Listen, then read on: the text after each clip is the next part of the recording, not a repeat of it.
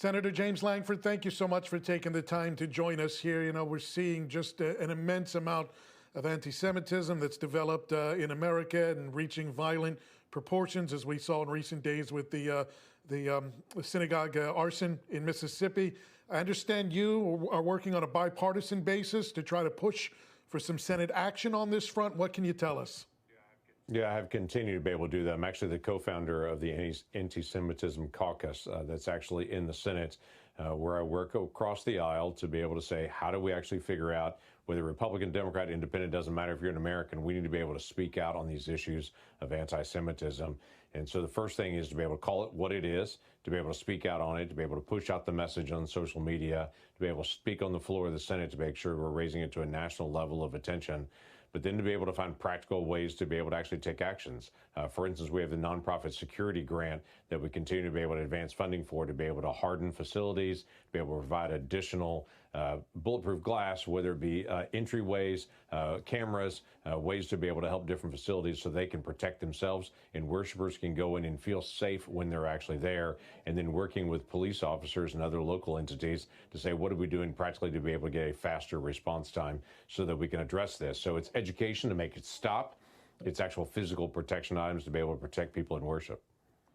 In terms of the resources, I know Jewish communities had been asking for more funding for the nonprofit security grant program. It wasn't forthcoming in last year's budget, despite the significant rise of anti-Semitism and violent actions toward synagogues and other Jewish institutions. I mean, where are these resources going to come from that you're calling for? Continue to be able to call in just appropriated dollars. In fact, we have several of those little appropriation bills that are actually working their way through the Senate and through the House over the next 3 weeks. So our focus is to continue to increase that funding because we've got to make sure that facilities that can't afford to be able to add some of the different things that are very expensive, that we are actually trying to be able to step in as a nation and saying this is important to us to make sure that we are protecting these individuals while they worship.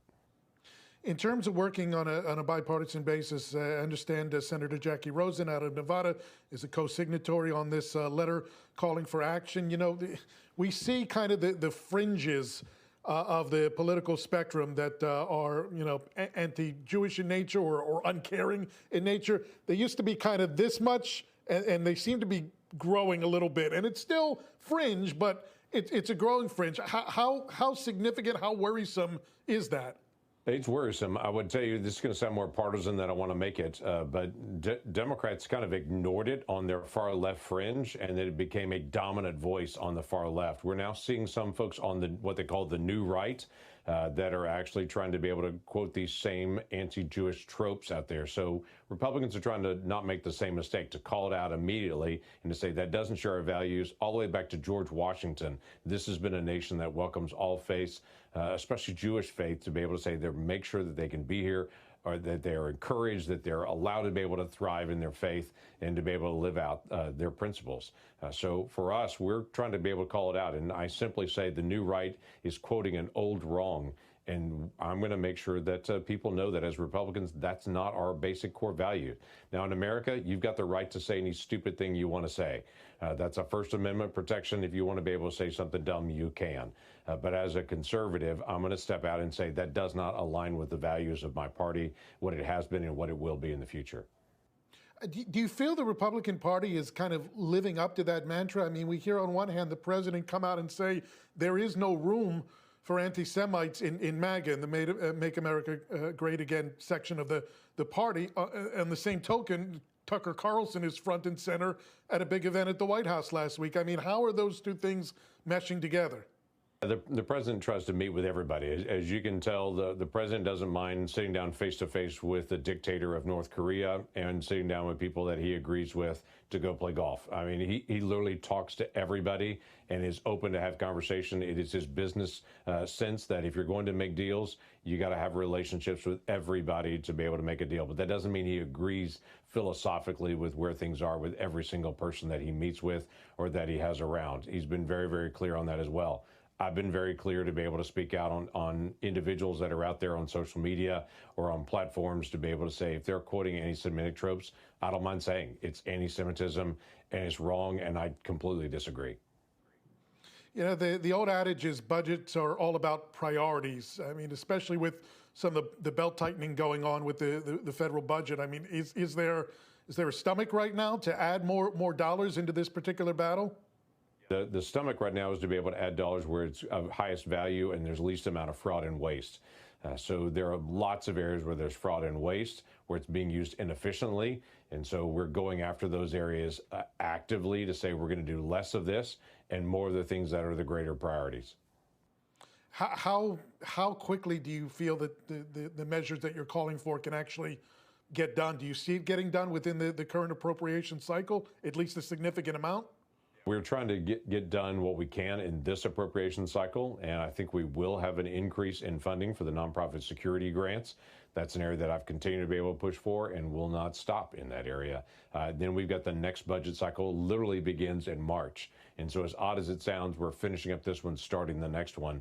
So we'll continue the fight to be able to make sure the funding is there and is consistent.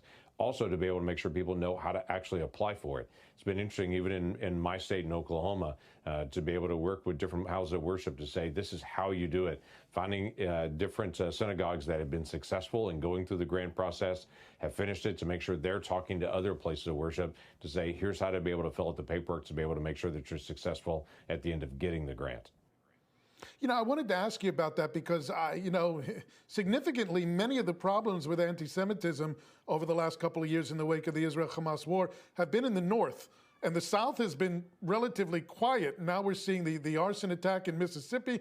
Does it give you any pause as an Oklahoman that maybe the problem is coming closer to home? We're going to do what we can to make sure it does not come close to home for us, that we have the opportunity to be able to speak out. I would tell you it's not unlikely to be able to drive around Oklahoma, see an American flag and an Israeli flag flying. And people say, well, how many Jews live in Oklahoma? And I say, well, in the last census, it was 4,500. It's not a high number in my state, but there is a large portion of my state that is very supportive of Israel, that is very supportive of the Judeo-Christian ethic that we have founded our nation on, and it is not ashamed to be outspoken and supportive. Do we have anti-Semitic folks that are in the state? I'm sure we do, but we try to make sure that we are very clear that the vast majority of who we are and our culture and our values speaks out for the values and the rights of every individual.